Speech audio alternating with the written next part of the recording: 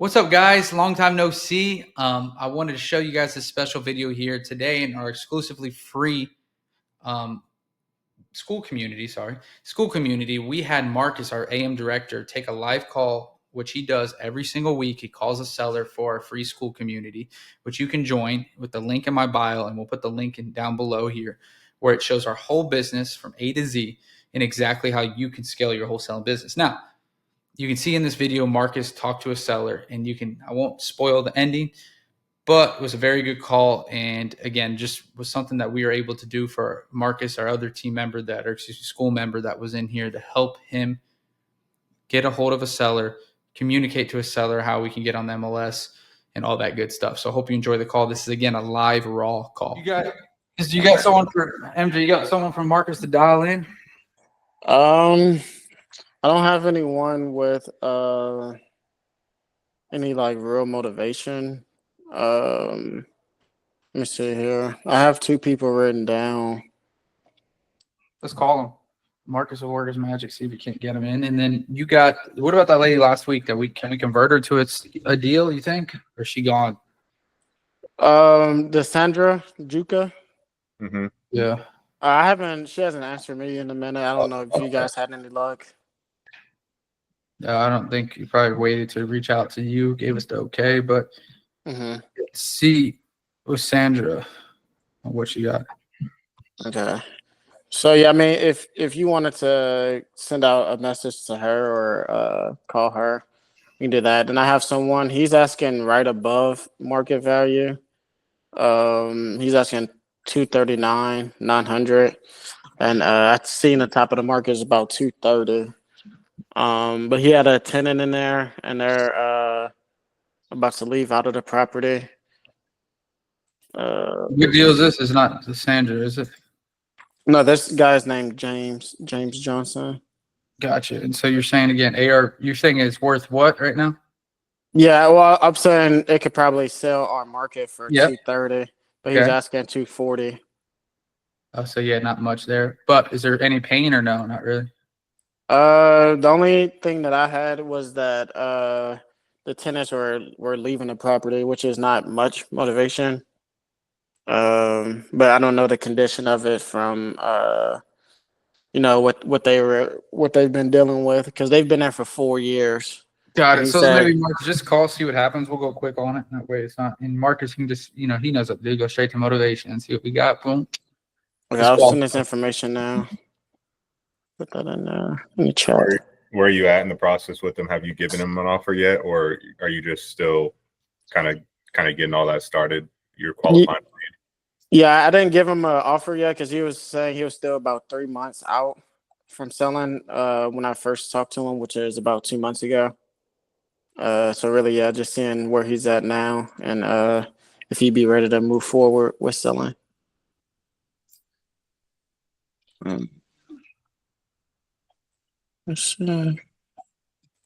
Yo. But yeah, so as far as updates on the deal I actually already have, I'm probably I got an offer yesterday for 190, so I'm probably gonna move forward with that. But if she doesn't work out, then probably go ahead and move forward with the MLS strat. Roger.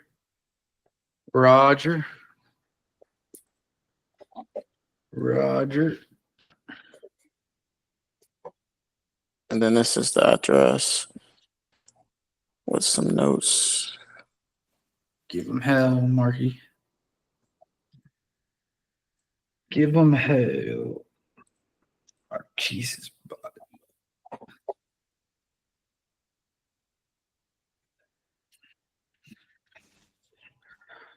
You got the form, right, to submit leads, Marcus? Yeah, I received it on the school. Perfect.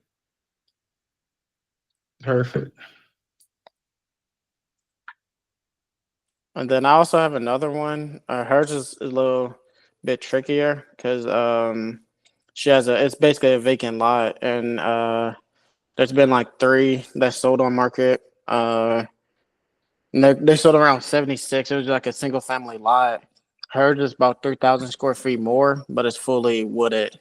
Got it. Let's nail this one, and then we'll go from there. So Marcus, okay, speaker, what you're saying. We'll see if he answers. If not, we can move on from the next one.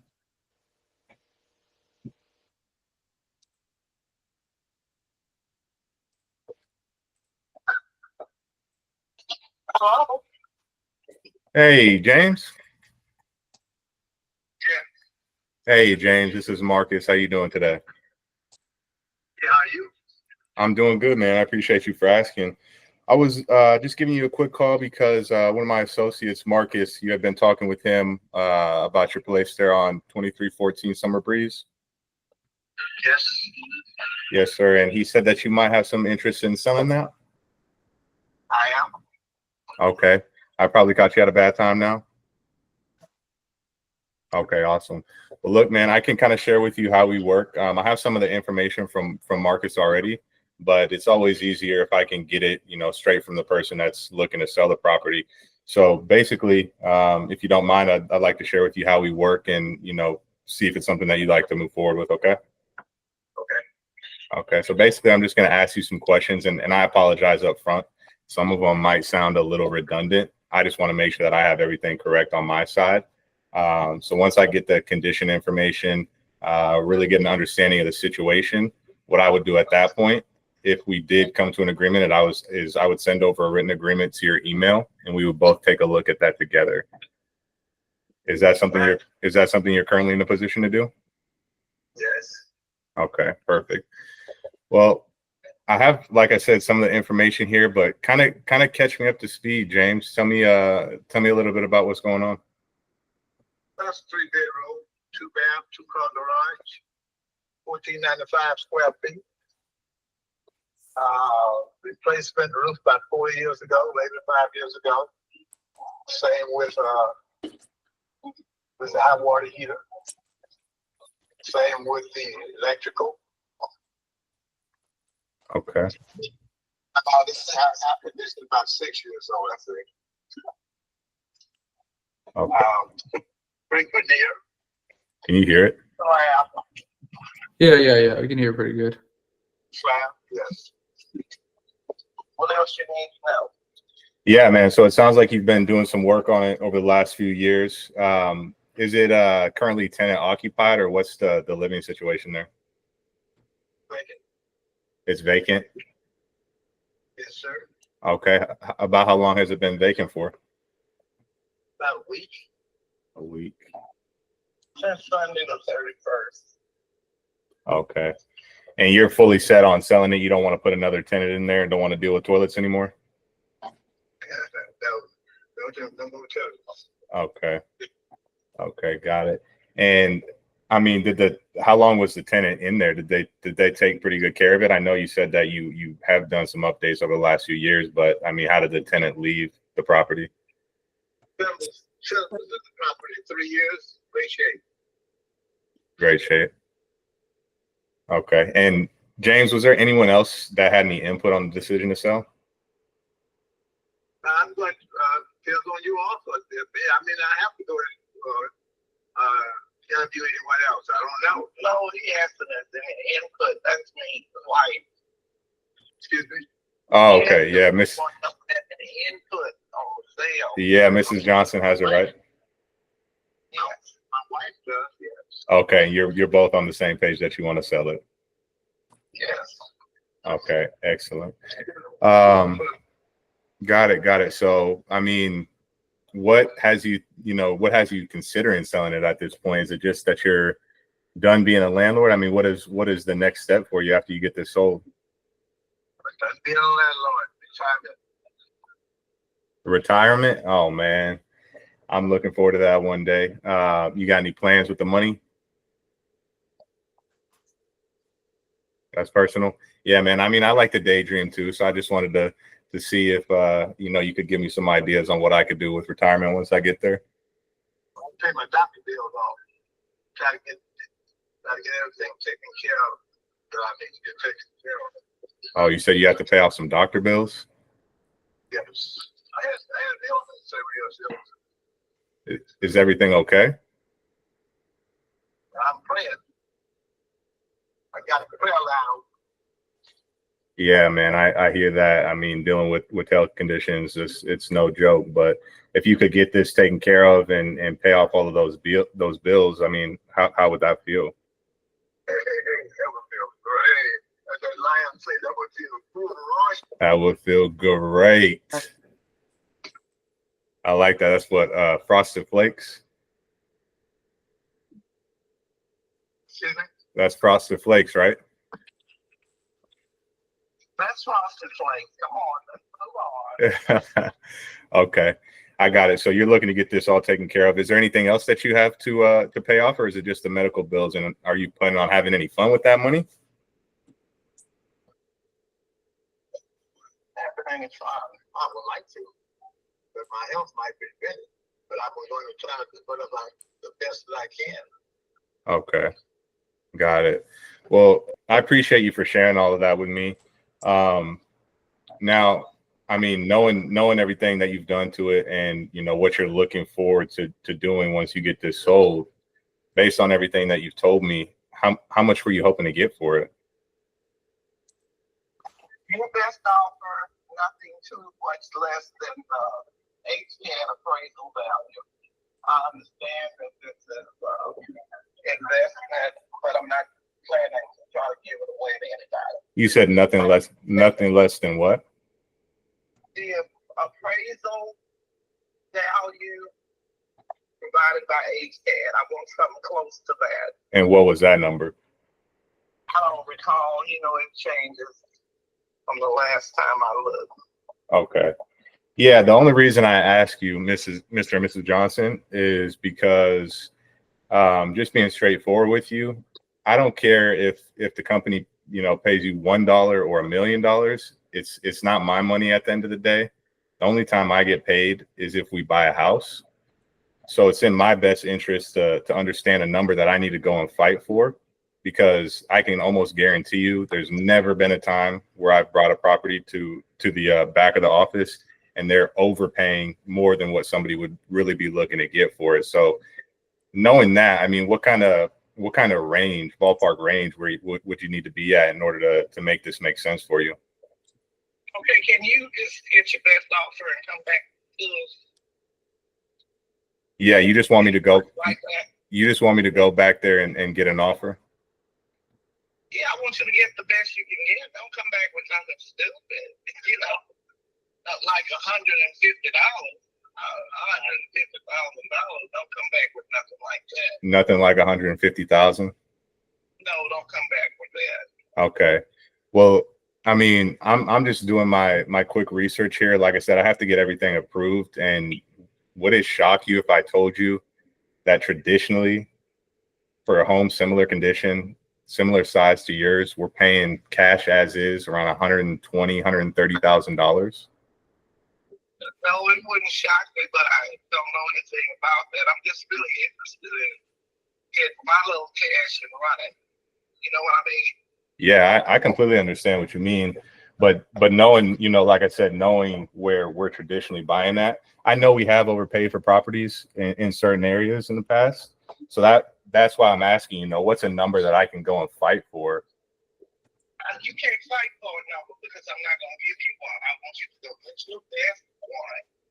And then if that's how it is, I'm going to deal with you. If not, I'm going to move on. Okay.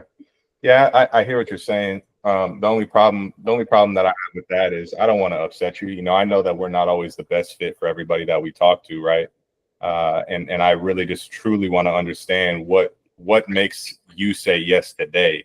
I know that if it doesn't work, you know, worst I would do is come back and say, hey, you know, we'd have to be at a number that's less than what you're asking for. So I want to do everything in my power to get you a number that absolutely makes sense for you, that you feel good about, that you can pay off all those bills and kind of be done with the landlording and move on to retirement. Just talking in circles.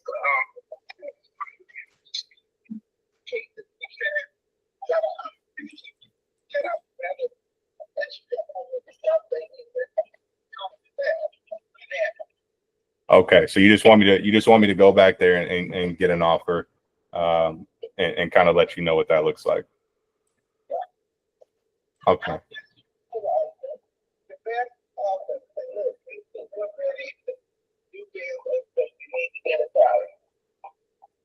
You're kind of cutting out. Can you speak up a little, please? I'm just saying, you can tell whoever you need to talk to, don't lowball me.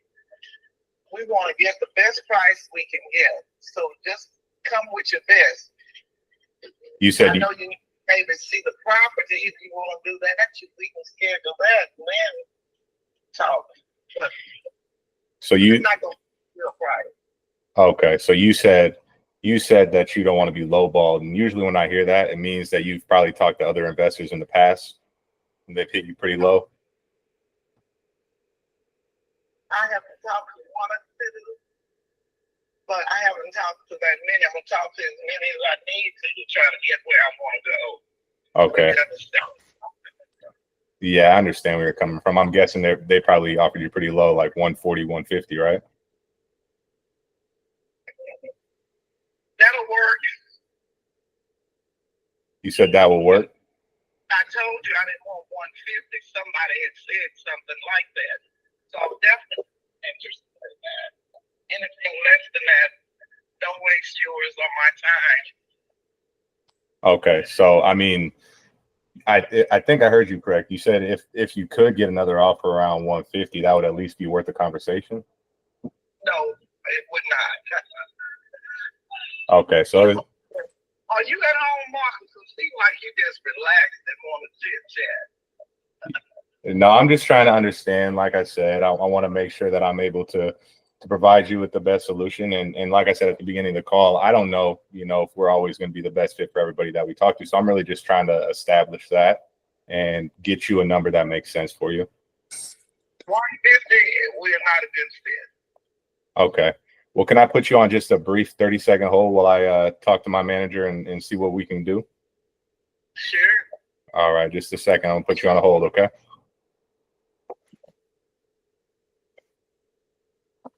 Playing hardball. I like that rapport, though. I like it. Yeah, definitely. She didn't want to. So, yeah, I mean, obviously at this point, then you need to go for the low cash and work your way up and the access. But I looked like the access, like it's probably worth 200 because there's one pending on the market that's 1,700 square feet at 220, but it's in good shape. And we got a little less square feet. And there's a lot. She said kick rocks at 150. What do you have here? Probably worth 200. Access MAO 155. Yeah, I just did that. I think you probably, I mean, then you go to manager, but so, you could give her that pitch, fuck it, man. They told me to come down way lower. I told them there's no way. I'm trying to look at I don't have the MAO calculator in front of me right now. I'm trying to work it. I was just guessing on the 35. It's not showing up my pre-sale calculator right now on me.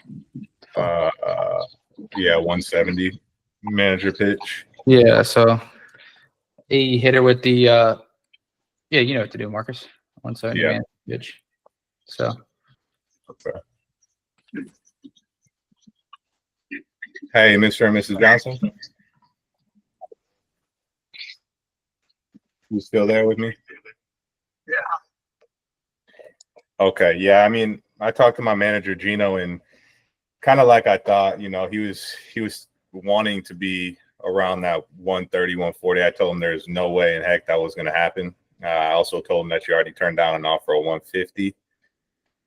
He came back. I was able to get him to come up on price if we're able to get something in place. He came back at $155,800. Talk with you later, Marcus. That's not gonna work. 155,800 still too low? Oh yeah. Okay. So you know look at the appraisal and then talk to me because that's not worth my time. I get another rentable if I do that. Oh, you'd be fine putting another tenant back in there? Before I would sell it for 150 or 155, I'd get another tenant. Okay. Yeah, I mean, I don't want to, like I said, I really don't want to upset you. And that's kind of why I'm trying to figure out a ballpark number that I know makes sense for you, because at least at that point, we don't have to keep going back and forth. I can just say, that's not something. Can you go to the appraisal district and look at what the house currently appraises for and see if you can get anywhere close to that if you can, I'm not interested. Okay. Okay. Got it. Got it. Yeah. So I'm looking at it now, and it looks like the tax appraisal is at 195. But if you can you snoop around that number anywhere?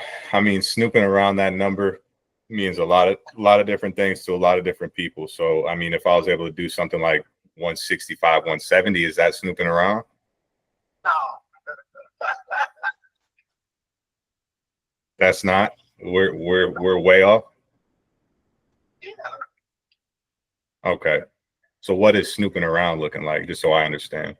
Oh, Marcus, I'm gonna have to hang up because you're not getting. Maybe we're not communicating. Just put yourself in my place. If your property appraised for 195, would you want to give it to an investor for 145? No. 155? No. No, not 155. I mean, like I said, I was trying to snoop around 170. No, you need to snoop up a little more. Yeah, I see. I mean, I see what you're saying though, right? Like if you put it on the market, you know, for even what your tax appraised value was, you got to think about 10% in closing costs, commissions, real estate fees, and things like that. So that would put you even less than the 175. I don't think so. Yeah, I'm just speaking from our experience. I mean, we buy probably 15 to 20 properties a month, and whenever we purchase some, we go in and do the rehab. We're paying anywhere from 8 to 10% in closing costs and commissions. There's no rehab to do with this property. Oh no, I'm not talking about any rehab. I'm just talking about commissions. Like even if you put the property up as it was, you still had to pay a realtor their fees. You have to pay all the selling costs, and all of that combined is usually anywhere from 8 to 10%.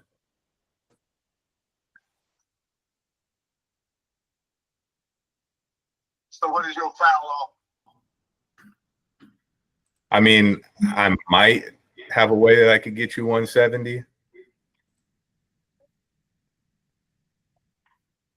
Not interested at this time. Maybe in the future. Maybe if I keep looking and can't do no better, I might come back to you. But no, I don't want 170. Okay, so 170s. 155. Yeah, 170 is too far off. That would be a stretch for me. Like I said, I'd have to get you qualified for our equity protection program, and this is really where we can pay the most money possible. It's more than any other investor is going to be able to pay, and you know that's not something that we take lightly. So we don't take on too many of these. And I know you said you want to, you know, if the 175 sticks there, or the 170 sticks there, you might come back in a couple weeks or a month or whatever it is. Only problem I see with that is I don't want to put you in a position where you're calling me back in 2 weeks and you're like, all right, let's go ahead with that 170. And I have to say, oh man, we actually ended up moving forward with another property, so we can't do that 170 anymore. I want to be able. Why don't you go on to your equity protection? Since that's the max you can give. Let's hear that. The equity protection? Yeah. Okay, so at that 170, is that something that you'd be interested in? No, I just thought you said 176. 176. No. 170 is really the max that I could do. Okay, can you tell us about your equity protection? I'm looking for the most money I can get. Okay, so before I go get that approved, what I would have to do is make sure that was a number that you felt comfortable with. I'm not going to feel comfortable till you give me a price that you're kind of sticking with. Yeah, that's right. Not happy for me. I'm not happy with that. Yeah, that's the 170. That's equity protection. Yep, and I can explain that to you if that's a number that makes sense. Well, Marcus, let me keep looking there. I'll see if I can do something better than that, okay? Oh. And certainly keep on your list, call back later, see if I made any progress. But I'm not, right now, that's not something I'm interested in. Okay. Yeah, I understand that. And like I said, I know we're not the best fit for everybody that we talk to. I can, do whatever I possibly can to make sure that I still have this 170. If you go talk to a few other people and, you're getting those offers around that 140, 150 that just don't make any sense for you at all. But I just want you to promise me one thing, that if you do decide that you want to go that route and you call me back and I say, we can't actually do that, you won't be upset with me for that. Will not be upset with you. Well, I'm not going to be upset with you over anything because, I don't even know you. Okay. Trying to do a little business, that's all. Okay. Yeah, I appreciate that.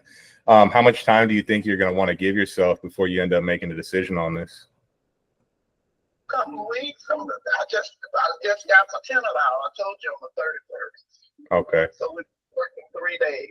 So. Okay. So what I'll do is I'll send a note to Marcus and let him know to give you a call back in a week, just to kind of see if you've made any progress, see what kind of offers you're getting. And then he can kind of touch base with you. And then at that point, we'll see if we still have this on the table. Okay. Okay. Well, I thought your name was Marcus. Yeah. We're both Marcus. Okay, Marcus. Have a great day. All right. Take care, Mrs. Johnson. They love that one. They loved it. So, go ahead, Marcus. What do you think? I mean, it's definitely a good follow-up. I think they just have unrealistic expectations right now, and there's no true pain. The tenant's only been out for a week. They didn't really want to give us too much information. Obviously, we know now that there's some medical bills. He's got some medical issues that are going on. So I imagine as this starts to drag out, they're going to keep getting hit with those lower offers, 120, 130, 140, whatever it is that they already turned down. And then, at some point they might see it best for them to come back and take something like that. And at that point, I was trying to get her commitment before even going into the manager pitch, because I really want her to say, yes, this is a number that I can say yes to today, before she fully understands, all right, this is what I'm able to get you the 170. These are the hoops that we have to jump through, and just make it as simple as possible, because I want that commitment out of her before I go back and fight and get that number approved with my manager. No, I liked it. I think they had some good rapport on it. You're asking the tough questions. Yeah, let her just say sometimes, hey, yeah, well, what does that matter to you? But you're able to get that out. They got medical bills. You got what they wanted to do. And I think at the end of the day, you pulled your ground as much as possible on that. And so, MJ, you can see there, he really didn't get too much into the novation pitch yet, because he was going to explain it to her if she liked that price. That's what came up. And then it would have been a no-brainer for her, because all Mark's going to ask for is access and the ability to list. And it's like, yeah, you go do that if you're going to give me another 20 grand than what your original offer, 15 grand, the 155 and 170 difference would have been. And so that's how it would have ended up playing out with it. So, yeah, because originally I didn't have the numbers in front of me, but at 200 or whatever it was, I probably would have hit her on our traditional no access offer at like 110, 120 or something like that. And then I would have leveraged that to get the access that I need. And then I would ultimately ask, I'm wondering what's the most important thing to you? Is it getting the most amount of money, or is it getting this thing done in a short period of time? Because we need a little bit more time with the access, the novation pitch. And then when she was like, it's money 100%, then in her head, hopefully it becomes a no-brainer. No, yeah, I was gonna say I do like that. At first she wasn't even on the call. She kind of took over. It was the husband at first, and you pretty much started dealing with sounds like the main decision maker. But yeah, you're able to peel back different levels of motivation, even though that she didn't want to give it, and find out kind of what's needed from them. So yeah, I got some notes from that, and the biggest thing was being able to swoop back into the motivation that I saw, and you kind of placing yourself on their side to fight for what they're needing, even though she really didn't want to give the price. You're still able to kind of establish to be on the same side as them, and help them get the most for her. Yeah, and I try to hit that a couple different ways, just to try to get a number out of her, because at the end of the day, I need to get her off her block a little bit, or see if there's any wiggle room on that. Because if I know that there's a little bit of wiggle room, okay, there's maybe a little bit more motivation tied to this. I mean, some people, right when we were first talking to them, they are said there's nothing that we're really going to do to change their mind. But if we can get a little bit of wiggle room, saying traditionally we're buying at 120, would that shock you? No, it doesn't shock me at all, but I'm not giving my home away for something like that. Yeah. So if I can try to get her to meet me from where we're traditionally paying at to and where she wants to be at, somewhere in the middle, usually that's where we're able to go in and either get access or, do our traditional equity protection or novation pitch. Yeah. And the question I was going to ask you is, do you think you would have had slightly different of a result if you kind of came in a little bit earlier and made her realize that, hey, just because you sell for this amount doesn't mean this is what you're actually walking away with? Maybe, but the struggle that I have with that is once we get to a point of logic, we're not really in a good space to negotiate. People negotiate on emotion. You can go back and forth with somebody all day. I think it's always a good tool to use that, but most of the time people don't care. The numbers, once they're set on a number and you're not talking about the pain or the motivation, you're in a cycle where you're losing. So I try to keep going back to figure out what's the pain, and then what are they trying to do with the money? What kind of fun are they trying to have with this? So I'm trying to get them to a point where they can start to vision that, and then I'm ideally negotiating a price that they want, and then instead of giving them a number, I'm going to go back to the pain that they have or the pleasure that they're seeking. Okay. Oh yeah, that makes sense. And, yeah, because like if you start talking logic too early, they're gonna say "fuck you," basically. Be like, "Why are you talking to me about logic?" Because again, you're trying to hit emotion with the seller, so that once it gets non-emotional and becomes making sense to them, they're just gonna be like, "Well, you're 40 grand off. Well, it's because of this." Then you start sounding more like a salesperson. That's when you sound like a used car salesman, because you're just oh, let's negotiate, let's do this, and then they're gonna be like, "Fuck you," basically. Like their guard's already down, Yeah. No, yeah, I understand that. Or their guard's up big time, then they feel like you're about to sell them and scam them. So yeah, and just the last thing on it is you saw it. She was closed off. She didn't want to give us any information. Neither did he. It wasn't any of my business. But I just kept pushing. I think that the worst thing that you can do is with a person like that is give in too easily, because obviously, like you saw, we were able to get a little bit more information out of them by just pushing. Obviously, she was like, we're just kind of going around and around in circles, but I was get a little bit more out of her. And I think that's what we always want to do. We want to keep pushing, because the worst thing that's going to happen is they're going to hang up the phone, right? At least we're able to get something, all right, this is something that we can, this is going to be a good follow-up. We know that there's some motivation here. And here's the thing too, this Marcus, you came in with this. For everyone that's going to listen to this recording, you came into this. The seller was asking 240, and right now Marcus went in. He didn't use that. He started out at 150, and the seller's now always saying that she wants something on the tax value 195, but then got her playing games around the 170 mark. And the point is that's 70K less than what they're asking for. So some people wouldn't even give this an appointment. Some people wouldn't even they would just call this a cold lead right there. It might turn into something. Not saying it's going to be a home run deal, but turn it into something. Right. So not to say you were treating it that way, but it's people that might watch this video, they might treat that lead like shit. Yeah. I saw something. The thing that I noticed, even though that y'all were going kind of back and forth and in circles, everything that you were saying had a reason for it, and on like why it made sense to be like asking it, or from that standpoint or point of view.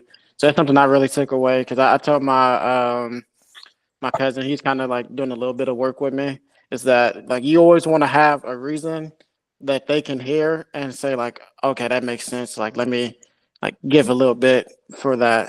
So that's something I noticed as well. You basically had a reason for everything, but it doesn't sound like you were trying to sell it. You know what I'm saying? Yeah, I like that. Yeah. Good observation. Like it. Well, boys, we're a little over. Appreciate you sending that, Marcus, MJ. For sure. And good work, Marcus, Daniel. And yeah, thanks again, boys. Yes, sir. Yeah, have a good one. I'll try to get some more by next week. Follow up with her, MJ. Follow up with her and keep us posted. Marcus needs to call her up too. Let us know. Yeah, let me know. She said a couple weeks. That's another last thing is she said a couple weeks. We cut that in half. I think one thing I did not do is get an actual date time for her, but I would just cut everything in half. So give her a call back, in a week, see what's going on there. Okay, I'll text both of you guys from my personal number as well, just so that y'all can lock me in as well. Got it. Got it. Respect. All right. Well, I appreciate it again. Y'all have a blessed rest of y'all day, man. You All too, right, you bro. Take All care. right, take care.